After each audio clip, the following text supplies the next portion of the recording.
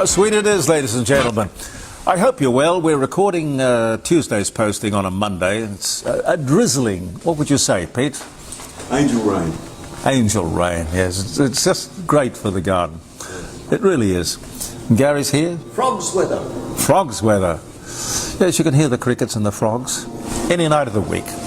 Congratulations to Rising Sun Pictures, by the way. This is an Adelaide company put together some years ago, and I understand the Rising Sun Inn.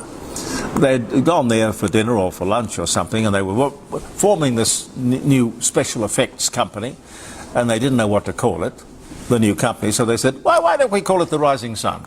Rising Sun Pictures was born, and they've been very successful. They were nominated for an Oscar for the special effects that they produced here in Adelaide for the multi-award-winning movie called Sinners. Don't know what it's about, but anyway, they missed out on the Oscar yesterday. But we are still very proud of you here in our city because you're up there on the world stage. Congratulations.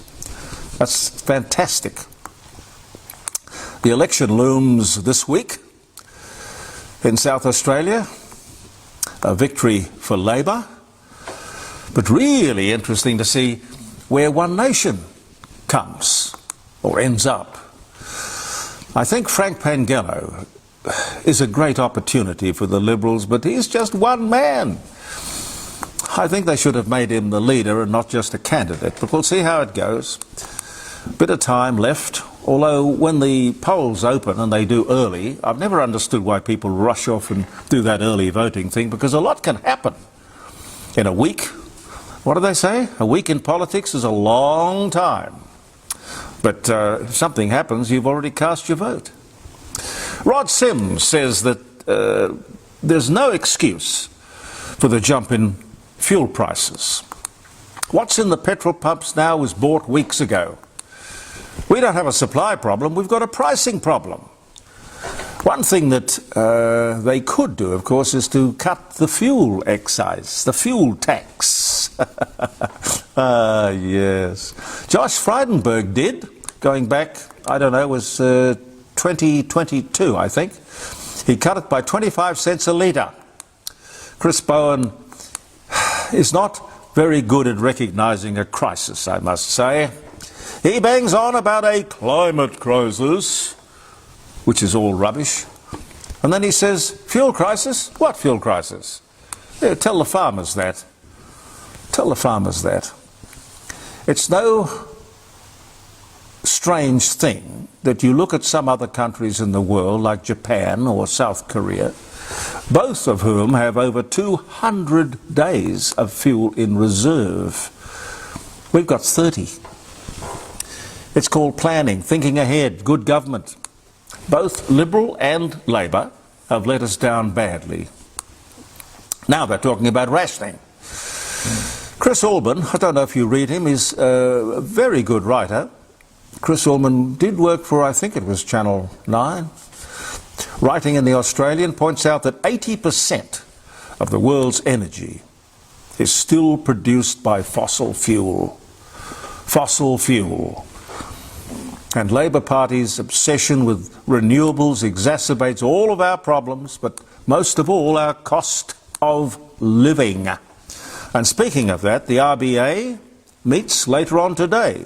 This posting's going out about 9 o'clock, isn't it, Pete? Yes. Yep. Well, the RBA meets about 2:10, I think.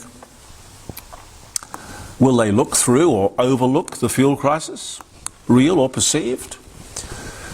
My guess is that interest rates will rise, and so too will our cost of living, setting the stage for a budget night, a hit night, for every man, woman and child in this country. They're going to call it a reform budget. Rubbish. Jim Chalmers says the Middle East war is a good reason to go much further with tax reform in this year's budget. Why? Why? His entire focus should be on our cost of living. But no, it's socialism, which has never worked anywhere, evidenced in Cuba just recently. One of the few countries who still embrace this nonsense. Within the last few days, the people of Havana, a once vibrant city and a thriving country and economy, have risen up and are throwing rocks at the buildings that house the communist government.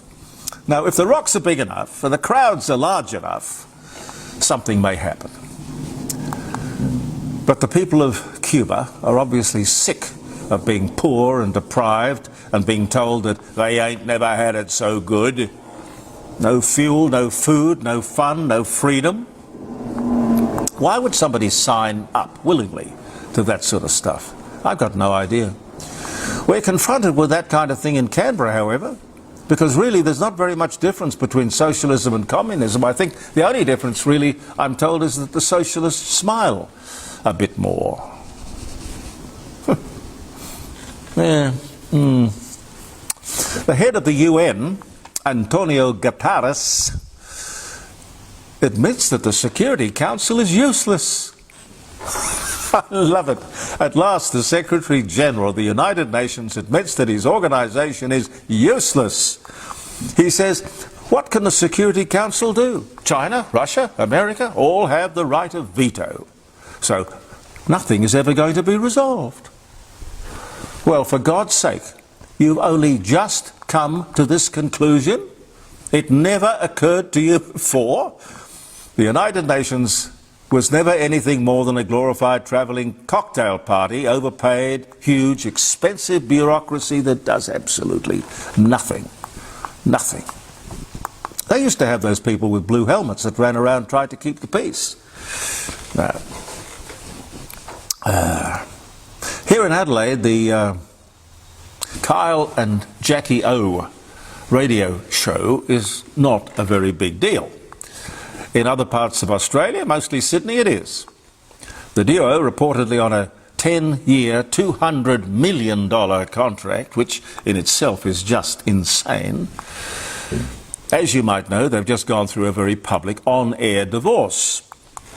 Now, I've said on this posting before that I don't consider them very good broadcasters. I consider them quite vulgar, indeed foul-mouthed.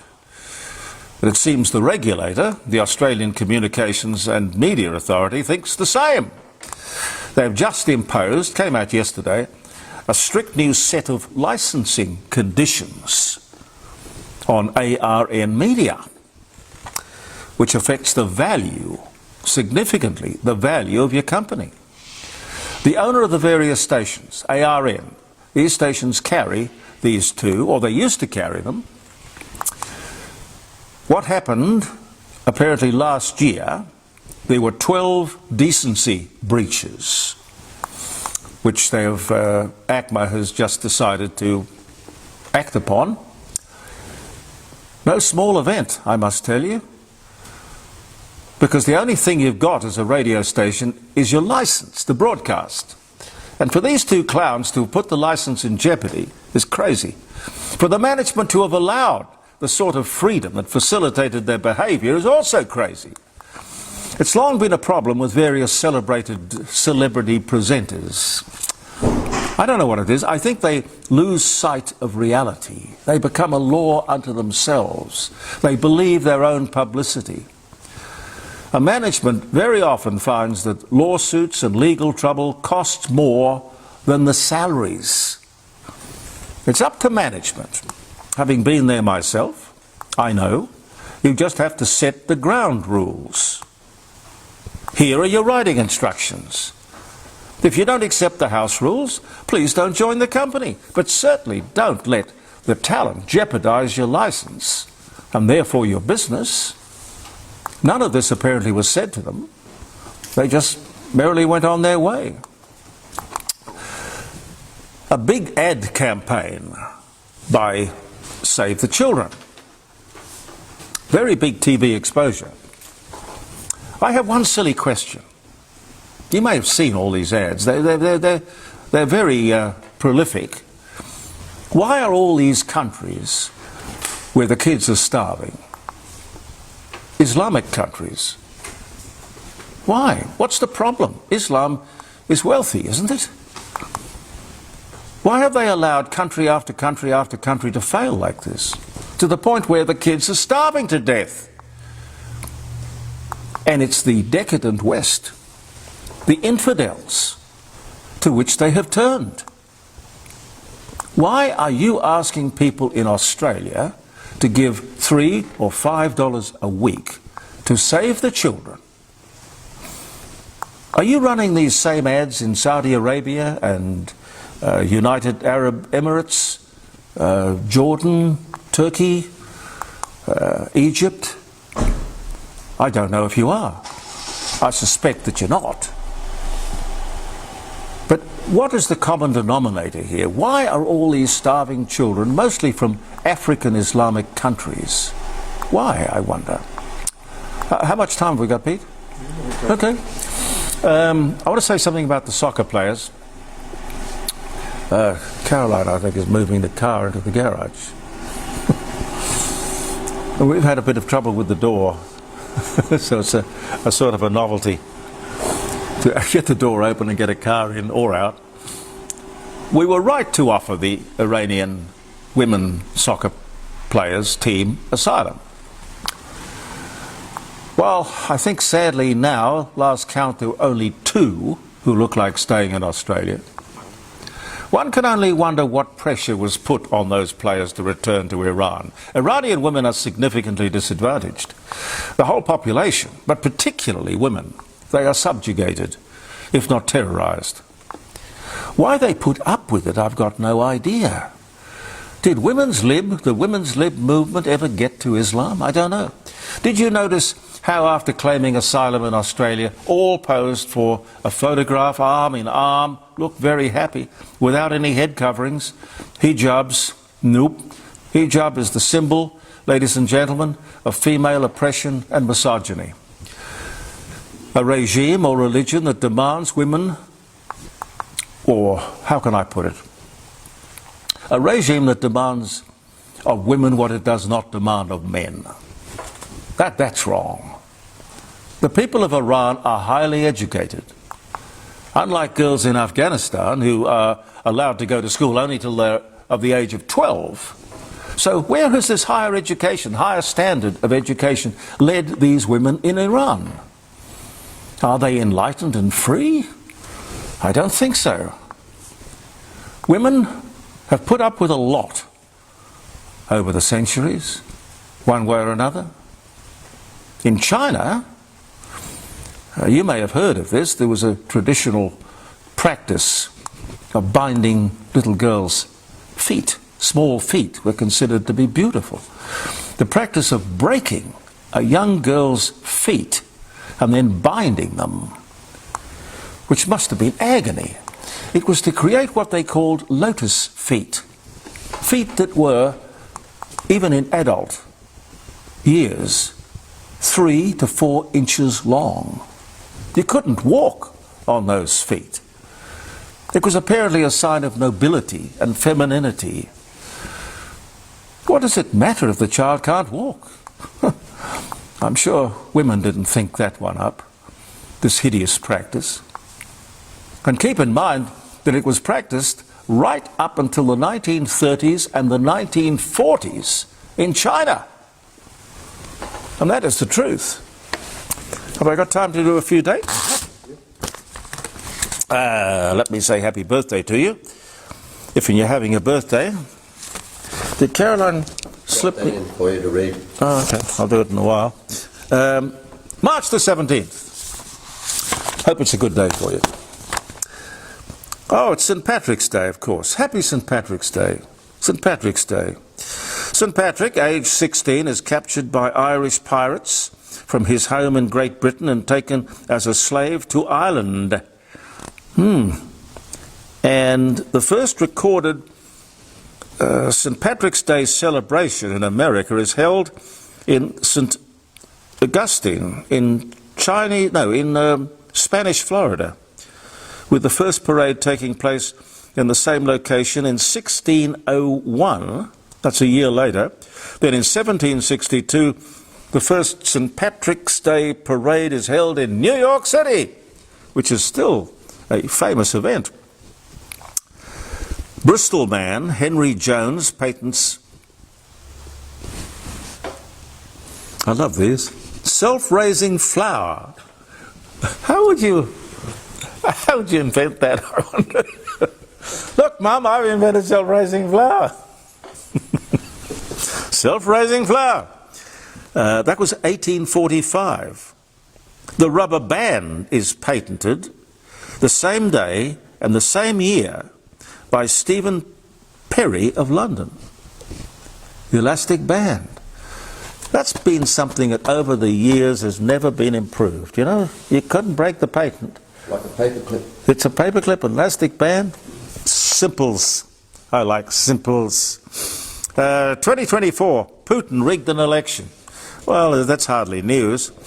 After suppressing and murdering opponents, President Vladimir Putin claims a post-Soviet record election victory. I'll bet he did. 87.8% of the vote.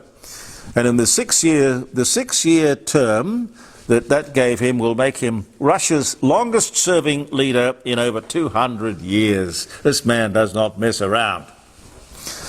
At a show in Paris, 71 of Vincent van Gogh's paintings caused a sensation 11 years after his death.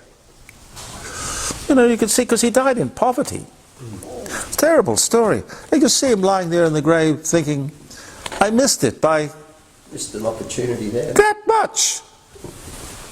Not fair.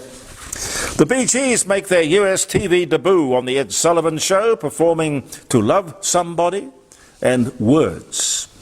The year was 1968. And this was the day. I was working at 2KY in Sydney in 1968. Gottlieb Daimler, German engineer and inventor, designed the first motorcycle. Born on this day in 1834, he died in 1900. US General Douglas MacArthur, of the I Will Return fame, arrives in Australia to become the Supreme Commander on this day in 1942, and it's damn good that he did. 1861, Italy is unified into a single kingdom under Victor Emmanuel II, following campaigns led by Giuseppe Garibaldi. Garibaldi, wonderful names. 1861, the same year that the United States started their Civil War. General Motors acquires the German auto manufacturer Adam Opel, 1929, and 1957, Dutch ban on Sunday driving. Why would you ban people from driving on Sunday? Lack of petrol. No lack of petrol. You see, nothing new under the sun. The Golden Raspberry Film Awards, the Razzies, 2020, the musical Cats win 6, including worst film. They were cute for that one. Patty Boyd, English model, photographer, and author who married both George Harrison and Eric Clapton, not at the same time, I hasten to tell you, was born in England on this day in 1944. Russia and Australia restored diplomatic relations in 1959, and John Philip Holland achieves a successful test run for the first modern submarine off Staten Island, submerging it and staying down there for 1 hour and 40 minutes. But the amazing thing was that the year was 1898. Believe it or not. Should I read what Caroline sent me? Thank you, Gary. She says, what do lawyers and sperm have in common? 1 in 50 million have a chance of becoming a human being.